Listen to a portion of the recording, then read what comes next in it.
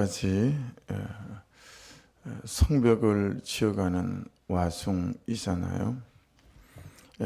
근데 140년 동안 이미 예루살렘 성벽이 지어지지 않은 상태고 1차 포로기한, 2차 포로기한으로 사람들이 와 있었고 학개서를 통해서 그들이 어떤 일 가운데 있었는지 또 우리가 경험하잖아요.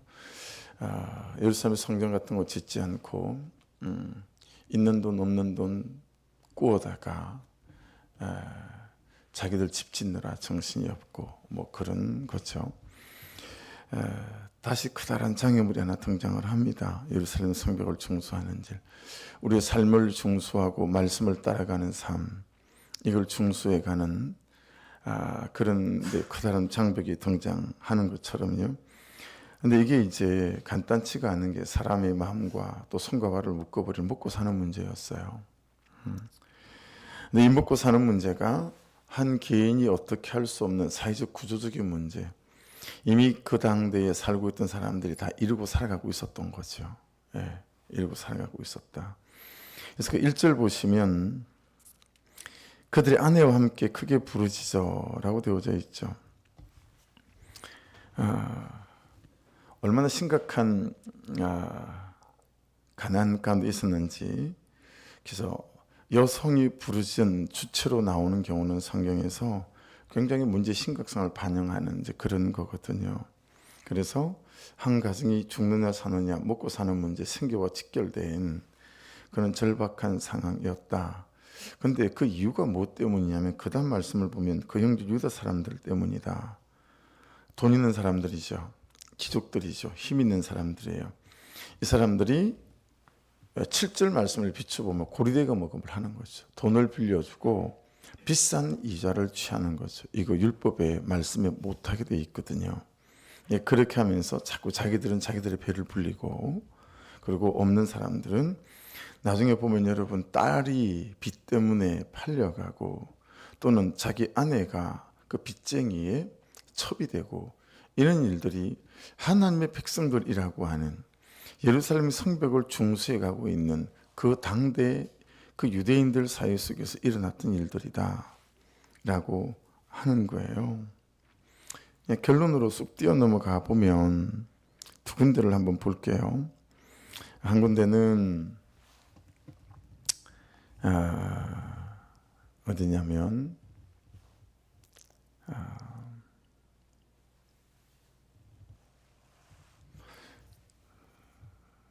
구절을 보십시다. 내가 또 이르기를 너희 소용이 좋지 못하다. 우리의 대적 이방 사람의 비방을 생각하고 우리 하나님을 경외하는 가운데 행할 것이 아니냐. 사람들이 하나님을 경외하지 않는다라고 하는 거죠. 근데 여러분 이게 또 한 번 반복되어지잖아요.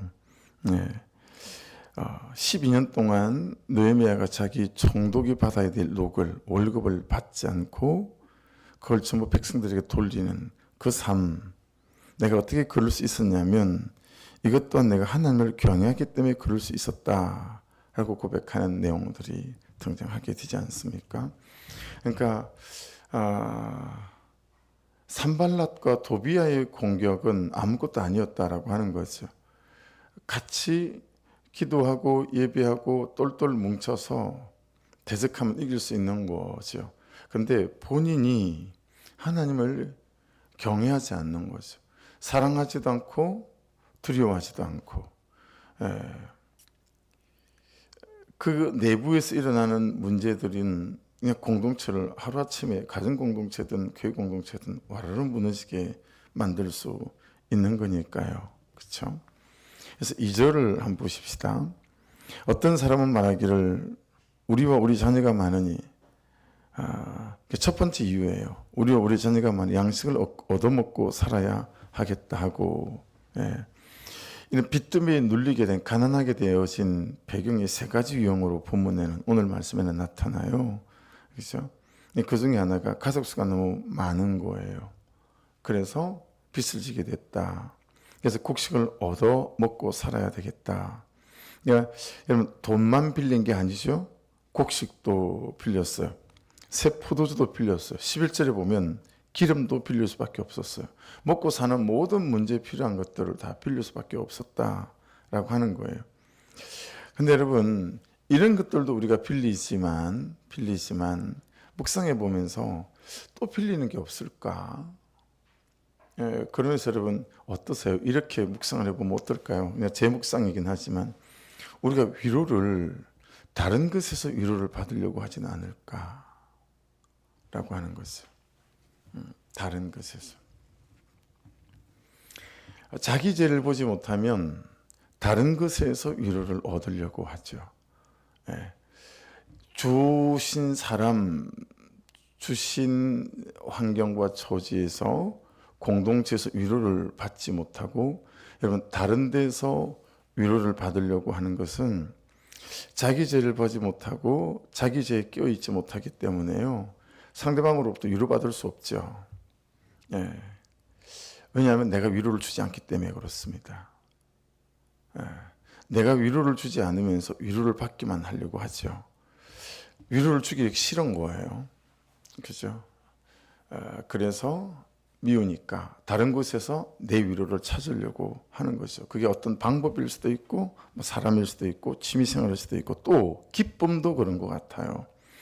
삶의 감격과 감사, 기쁨을 자꾸 다른 것에서 채우려고 한다라고 하는 거죠. 우리에게 주어진 것 말고 우리는 자꾸 다른 사람과 다른 환경과 다른 조건에서 삶의 기쁨을 누리려고 합니다. 세승전에 지금 가보시면 주차장에 쓰레기가 산더미같이 쌓여 있습니다. 목수들이 사용하고 난 쓰레기, 외장공사, 스타코플렉스 하고 난 뒤에 나온 쓰레기도 엄청 많습니다. 그 다음에 자체적으로 나온 것도 있죠. 사용하던 양변기, 소변기, 뭐 뜯어낸 문짝, 뭐 이런 것들도 엄청 있습니다. 그래서 먼지도 너무 많이 나기도 하고 또 그 다음 사람들이 작업하기 편하게도 하려고 그냥 공사하고 나면 하는 족조 청소를 뭐 지금 수십 번을 한 것 같아요. 청소를 깨끗하게 해서서 아침 오면 그냥 깨끗하게 만들어 놓죠. 그러다 보니 쓰레기가 산더미예요.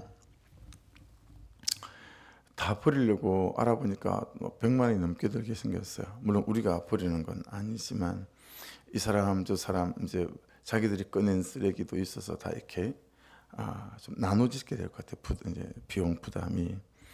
여러분 가서 잘 보시면 사용하지 못해서 정말 쓰레기여서 버린 것도 많지만 멀쩡한데 쓸모가 없어서 버린 쓰레기들도 되게 많이 있습니다. 폴딩문 같은 거 5장, 6장 하려고 그러면 몇백만 원 들어요.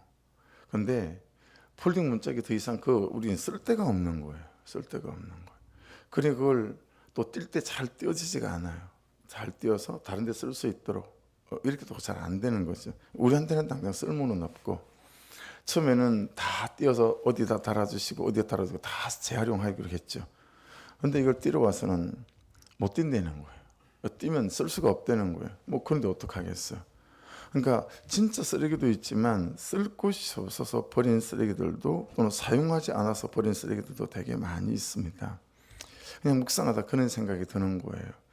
여러분 하나님께서 우리에게 주신 사람, 형편, 상황 참 여러 가지들이 많이 있잖아요. 그렇죠? 근데 그런 것들을 우리가 쓰지 않아서 다 녹슬어서 쓸 수 없는 것들이 참 많은 것 같다. 그 중에 쓰지 않는 게 뭘까? 여러분 묵상 한번 해보십시오. 하나님께서 내게 주신 것들 중에서 내가 참 쓰지 않는 거. 여러분 그런 것들이 용서도 있고 용납도 있고요. 참 많이 있는 것 같아요. 그런 것들이 전부 다 내 안에 쓰레기가 되어서 있는 거죠. 그러니까 여러분 이 흉년 있죠. 3절에 한번 보시겠어요? 어떤 사람은 말하기를 우리가 밭과 포도원과 집이라도 저당 잡히고 이 흉년의 곡식을 얻자 하고 이제는 다 저당을 잡혀야 곡식을 얻을 수 있을 만한 그런 상황이 되어졌습니다. 이 흉년은 라하브라고 합니다. 굶주림, 기근 이런 거죠. 그런데 버떡 그런 생각이 들었어요. 여러분 진짜 자연적으로 흉년이 들어서 그래서 이런 곡식을 빌려야 하고 고리대금을 빌려야 하고 이런 경우도 있겠으나, 그렇죠? 그런 경우도 있겠으나, 여러분 9절에서 이 사람들이 하나님을 경외하지 않기 때문에 그렇게 그런 짓을 한다, 고리대금을 하고 하는 이유들이. 그리고 또 느헤미야는 하나님을 경외했기 때문에 자기가 자기의 마땅히 받아야 될 녹을 받지 않고 오히려 그걸 백성들에게 돌렸다. 이 부분을 보면서 이 흉년이 궁금해지는 거죠. 이 흉년이 뭘까? 그러다 여러분 아모스 8장 말씀이 기억이 났어요. 아모스 8장 11절에 보면 주 여호와의 말씀이니라, 못을 딱 박았어요. 보라, 날이 이럴지라 내가 기근을 땅에 보내리니 양식이 없어 주림이 아니며 물이 없어 가람이 아니요 여호와의 말씀을 듣지 못한 기갈이라. 이건 단지 듣지 못했다. 샤마는 우리하고 개념이 다르다고 그랬죠. 이스라엘 백성들에게 있어서 샤마, 듣다 안 듣다는 삶으로 순종하느냐 순종하지 않느냐까지를 포함한다라고 했습니다. 그러니까 여러분, 이들의 삶 속에 여호와의 말씀을 듣지 않은, 순종하지 않은 기갈, 이 흉년이 삶의 흉년으로 연결되어졌다라고 하는 것이 지나친 비약일까요? 아니면 지나친 추론일까요? 사랑하는 여러분, 내 삶에 어떤 굶주림과 기근이 올 때 그 굶주림은 먹지 못한 기근도 있으나 사랑받지 못하는 기근, 기쁨이 없는 기근, 감사가 없는 흉년, 이 모든 것들의 흉년은 여호와의 말씀을 따라 순종하지 못하는 내 삶, 여호와의 말씀을 따라 내 죄를 보지 못하는 죄, 하나님의 살아계심을 인정하지 않는 죄, 이 모든 것들로부터 시작하고 출발하는 것이다 라고 하는 겁니다. 그렇죠? 4절에 보면 세금 때문에 그렇다, 그런 얘기도 나와요. 토지세를 말하는 거겠죠. 근데 여러분, 예루살렘 성벽은 여러분이 아시다시피 52일 만에 끝이 났어요. 그러니 그것 때문에 과다한 토지세금이 부과된 것도 아닙니다. 5절에 오시면 이런저런 빚 때문에 이런 상황에 처해졌다라는 것들도 있습니다. 그러니까 여러분, 이런 것들을 보게 되면 흉년 때문일 수도 있겠구나. 그런데 내 삶에 규모 있는 삶, 이런 것들 아닌 것 때문에 올 수도 있었겠구나, 이런 추측도 되어지는 부분들이 있는 거죠. 여러분, 그 흉년을 오늘 이 짧은 시간에 기억해야 될 부분도 있지만, 여러분 7절에 가보십시다. 7절에 가보시면 깊이 생각했어. 이런 일들이 일어났어요. 그리고 막 사람들이 했어요. 느헤미야가 6절에 보시면 내가 백성의 부르짖음 이런 말을 듣고 크게 노했어요. 그리고 7절에 보면 깊이 생각했어요. 기족들과 민양들을 꾸짖어 그들에게 이르기를 너희 각기 형제에게 높은 이자를 취하는도다. 근데 이 사람들이 꿈쩍하지 않는 거죠. 그래서 그 다음으로 시작한 게 대회를 열고 그들을 쳤다, 그렇게 말씀합니다. 여러분, 이 대회 있죠. 이 대회는 가돌 케힐라라는 겁니다. 대자는 가돌, 큰 위대한 뭐 이런 것이고, 그다음에 집회를 말합니다. 케힐라는 뒤에 큰 집회를 열었다. 근데 이게 무슨 집회였냐면 말씀 앞에 서는 집회였습니다. 말씀 앞에 서는 집회. 대회를 열고 저희를 쳐서 왜 말씀이 말씀하시는 대로 너희들은 하지 않느냐, 이거 아니겠어요, 그죠? 그래서 공개적인 모임에서 그들을 책망할 수밖에 없었다라고 하는 것입니다. 여러분, 여기에 대회라고 할 때, 또 저희를 쳐서라고 할 때 이 뜻 안에 들어있는 의미들이 들어 있습니다. 그래서 말씀 앞에 서고 말씀에 자신을 비추고 말씀의 처방을 받고 그리고 말씀으로 치리하고 그렇게 했다라고 하는 거예요. 그러니까 여러분, 말씀에 따라 처방받고 권면받고 치리받고 하는 것은 여러분 이때로부터도 계속 하나님의 공동체 안에 너무나 자연스럽게 주어졌던 일들이었다라고 하는 것을 알 수 있습니다. 그렇죠? 그래서 이 대가 갖고 있는 의미, 이 단어의 의미는 뭐냐면 언약 공동체라는 거예요. 여러분, 이 이스라엘 자체가 언약 공동체이기 때문에요. 이 공동체가 무슨 문제가 생기기만 하면 어디 앞에 서냐면 말씀 앞에 서는 거예요. 말씀 앞에 서서 나도 보고 너도 좀 보고 야, 우리를 좀 보자 이런 거죠. 그래서 여러분 이렇게 하십시다. 가정에 문제가 생기든 개인 간의 문제가 생기든 목장에 문제가 생기든 교회 문제가 생기든 어떻게 해야 되냐면 우리가 말씀 앞에 서야 해요.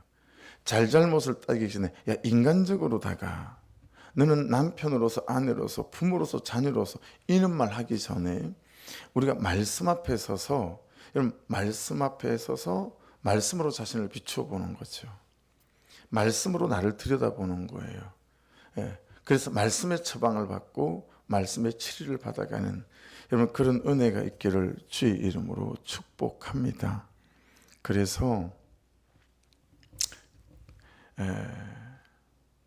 참 이렇게 중심을 보게 되어지는 것 같아요. 중심을 어떤 중심이냐면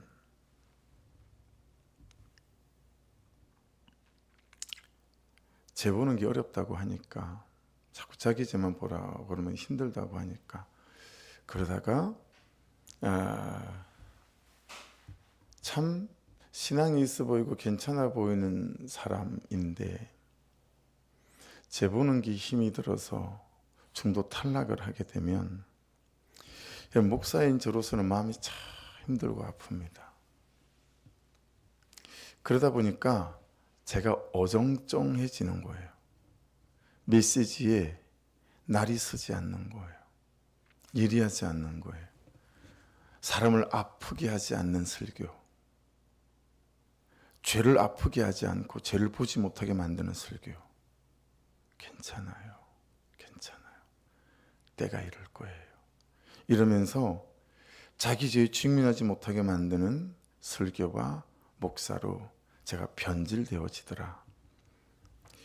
그러다 보니까 여러분 또 어떤 일이 생기냐면 말씀이 말씀하신 대로 정확하게 대회를 열고 말씀을 보자. 뭐라고 말씀하시는지. 이러지 않고 어정쩡한 처방들을 하다 보니 여러분 세상 사람들이 선택하는 똑같은 선택들을 하는구나. 네. 말씀대로 살지 않았을 때 어떤 징계와 어떤 하나님의 노여움이 임하는지 정말 날이 시퍼렇게 선 말씀의 칼을 들고 서야 하는데 그렇지 않으니까 그래도 되나 보다 라고 생각하는 일들이 생기더라고요. 그래서 참 여러분 말씀을 따라가는 목회가 말씀을 따라 설교하는 설교가 참 제 주제에 참 안 맞습니다. 참 힘이 듭니다. 근데 새벽에 일어나서 이 말씀을 묵상을 하면서 그 생각을 하게 된 거죠. 내가 정확해져야 되겠다. 노선을 분명히 해야 되겠다.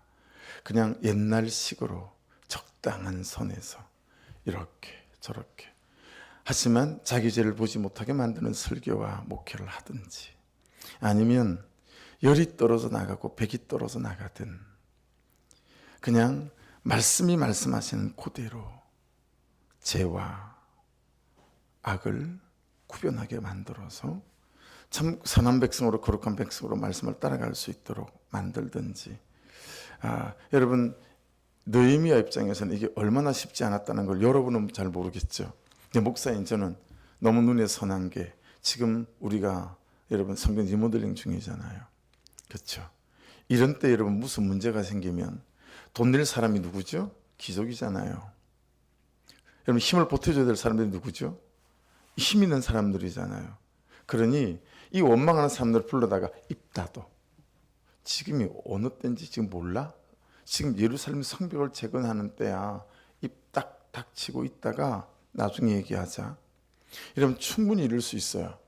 지혜로운 그저 세상적으로 지혜로운 오너라면 리더라면 여러분 돈 없는 그들을 잠시 입을 봉해 놓고 돈 있는 사람들의 비율을 맞춰서 이 예루살렘 성벽을 빨리 재건해야 되는 거예요. 그렇지 않습니까? 그런데 여러분 느헤미야는 여차 없어요. 여지없이 그들을 대회를 열었어요. 그리고 언약 백성들이기 때문에 말씀 앞에 전부 다 쫙 세워요. 그리고 말씀하시는 대로 치는 거예요. 치리하고 처방하고 공개적으로 수치를 주는 거예요. 니들 왜 말씀에 있는 언약 백성답게 살지 않는 거니? 토해내. 그리고 없는 것으로 해. 뭐 이런 거죠. 그러니 여러분, 예루살렘 성벽 짓는 건 고사하고, 여러분 이게 다 엉망이 되게 생겼어요. 그렇지 않아요? 다 그냥 이게 엉망이 되게 생겼어요. 아유, 그럼 난 이제부터 몰라요. 뒤쯤 지워버릴 사람들이 막 생기지 않겠어요? 근데 그걸 어떻게 극복할 수 있죠? 제일 마지막 나오는 단락. 느헤미야가 살아온 삶으로 이 공동체 어려움을 커버하는 거예요. 내가 어떻게 살았는지 몰라? 내가 지금 12년 동안 단돈 10원도 내 녹을 받지 않고 내가 어떻게 사는지 몰라?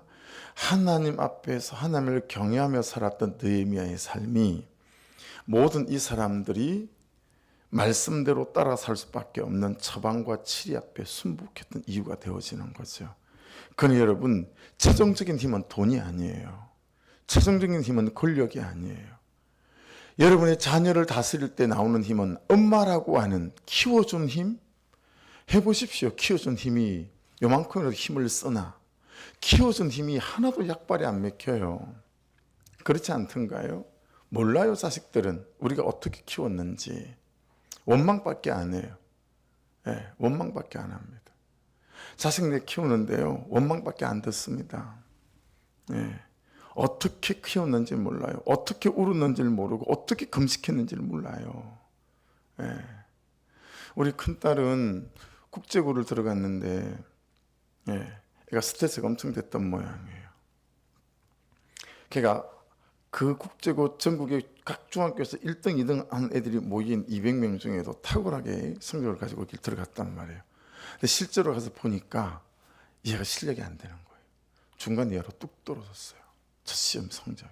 걔가 1승에 한 번도 받아보지 못한 성적표죠. 엄청난 스트레스가 됐던 모양이에요. 너무나 자기보다 열심히고 똑똑한 애들이 너무 많았던 거죠. 갑자기 애가 시력이 겹쳐 보이기, 복시가 나타나기 시작한 거예요. 책을 읽을 수가 없는 거예요.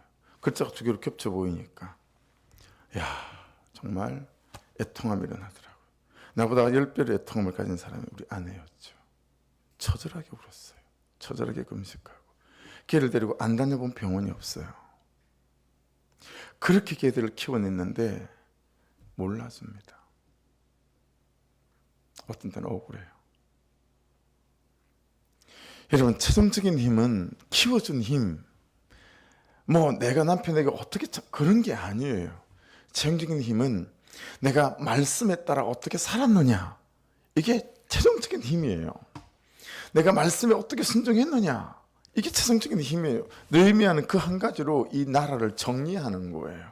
하나님 앞에 저와 여러분이 말씀을 따라 산 그 삶이 여러분 모든 가난과 모든 원망과 모든 불평을 극복해낼 수 있는 최종적인 힘이 될 수 있는 줄로 믿습니다. 그래 우리는 그게 있어야 돼요. 말씀을 따라 내가 살아낸 그 흔적. 참 그럴 수 없었지, 말씀을 따라 순종한 내 삶의 흔적.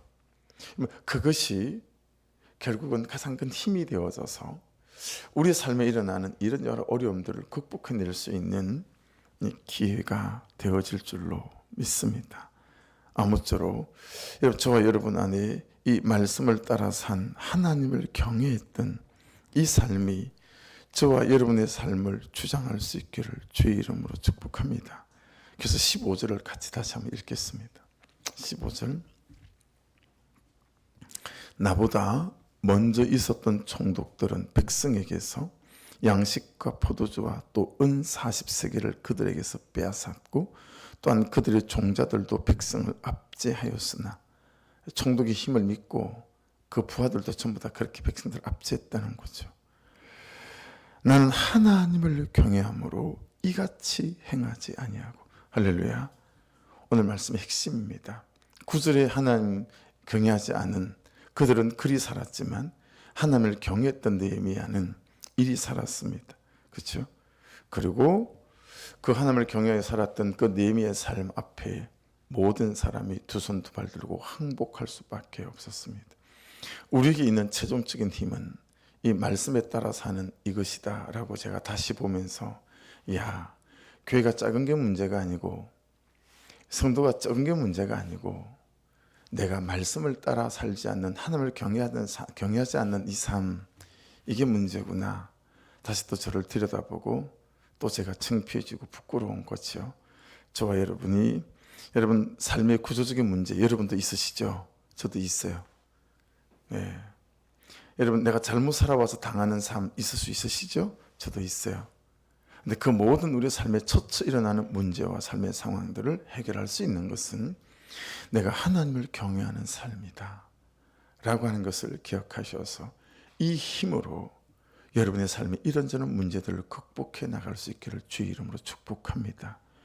말씀대로 언약대로 살지 않으면, 언약대로 살지 않는 그 삶에는 반드시 살아가며 여러분 통곡할 일들이 생긴다. 콧물, 눈물, 핏물 쏟을 일이 생긴다 라는 걸 기억하셔서 말씀대로 돌아설 수 있기를 주의 이름으로 축복합니다. 말씀이 안 된다 그러면 그치기를 주의 이름으로 축복합니다. 저주받을 일에 절대 우리의 발을 담그지 않는 은혜가 있기를 주의 이름으로 축복합니다.